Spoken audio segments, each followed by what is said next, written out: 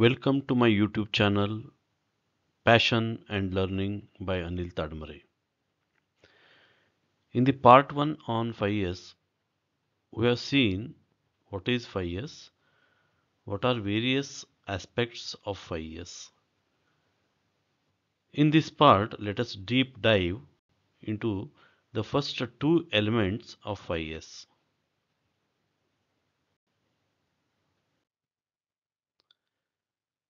The 5S methodology is best described as a place for everything and everything in its place.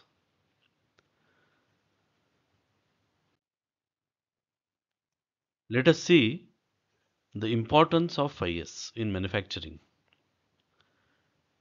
5S was first developed in the context of the automotive industry, but it is now widely considered as an essential step for any lean manufacturing program, regardless of the type, size, and nature of industry.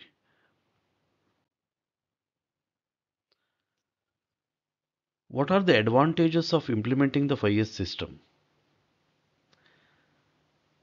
It can create more space within the facility by removing the unnecessary tools and equipment,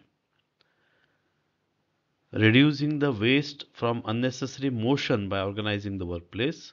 When we arrange the material in the required accessible place, we are reducing the muda or the waste of excess movement or the excess motion, reducing the downtime and improving quality by consistently maintaining equipment. Those are ready to use. Uptime efficiency is improved. Engaging operators by granting them more responsibility for their workplace. They start feeling the ownership of that work area or the work machine or the workplace. So thereby their engagement involves creating a safer work environment by ensuring it is clean and well maintained. When we create the ownership, the individual work area responsible people will try to keep it clean and tidy. So that will also be a well maintained area and a safe to work area. These are some of the advantages of the implementation of the 5S system. Now let us see the first S, that is the sort or Siri in Japanese language. In this step, we separate the items in the workplace that are needed items and that are not needed, and move the not needed to a red tag area. See here, for the items which we are not sure of whether it is needed or not needed, we have to tag them red tag and move it to a certain area, and the manager or the superior can inspect and then decide on its action. Why do you need to sort? Sorting enables you to have a more productive workspace by removing unneeded clutter or the items, thereby eliminating the distractions. It is the first step towards opening up space that can be used for other useful things. This is important. Always, space is a premium. Always we find shortage of space. So, by effectively sorting out the area, within the area only we create more space to operate, more space for the productivity. How do you implement the sorting? Separate necessary items, example tools, parts, materials, from unnecessary items. This can be done in 4 steps. Items needed in the work area. These are the items you know that you regularly use in the context of this work area, and thus they will stay in this work area. They may be the tools, tackles, equipment, measuring equipment, tools, whatever that are needed for that particular work area or the workstation have to be kept in that work area.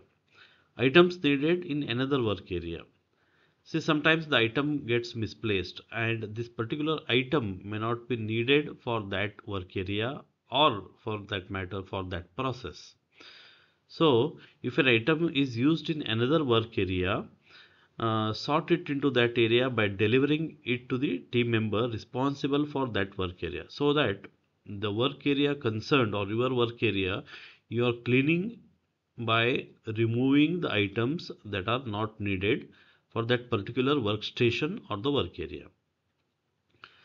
Items you may need but you are not sure, so for this use the red tag.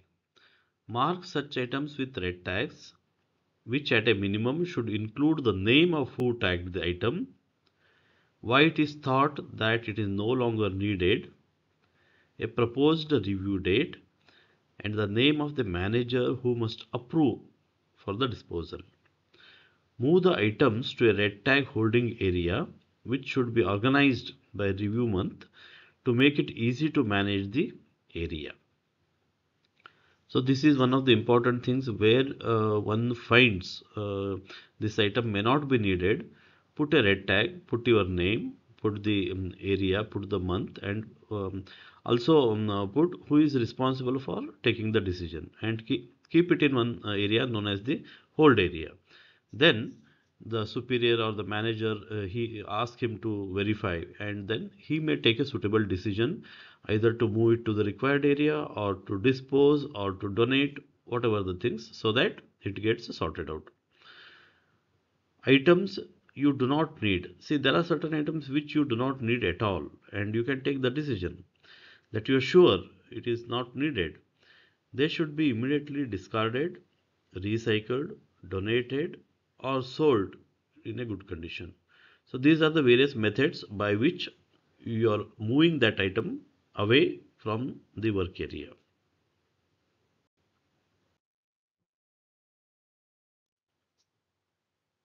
Second is straighten or seaton. What is straightening?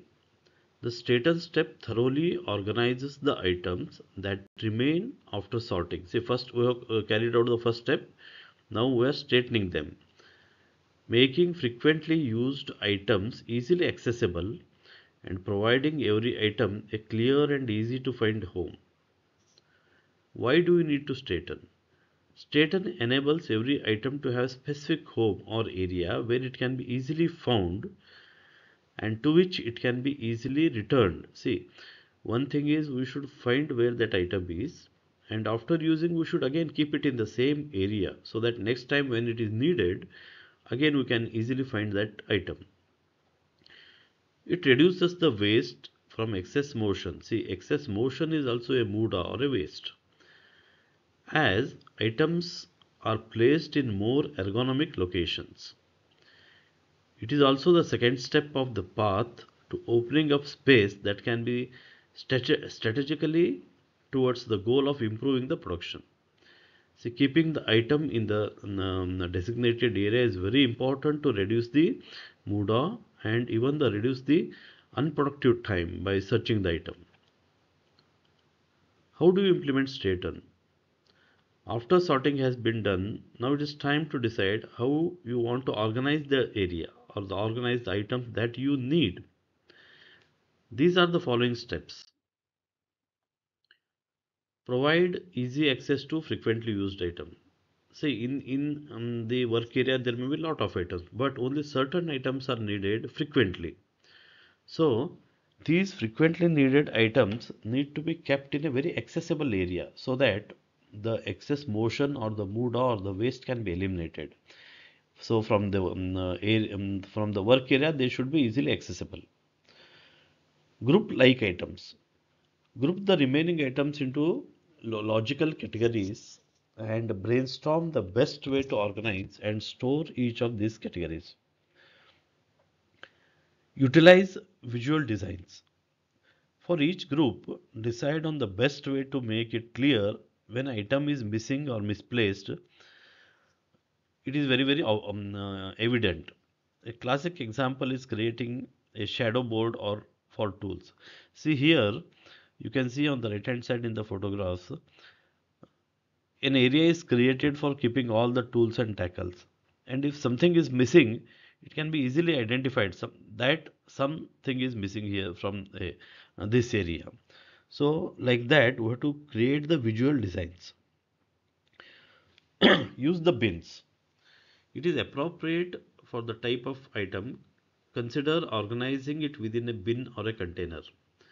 For example, the hardware items, the circlips, the boards, the washers, or any electrical item for the assembly, they can be kept in a bin, and the bin can be given a naming or the label. So it is very easy to pick and use it. Be flexible.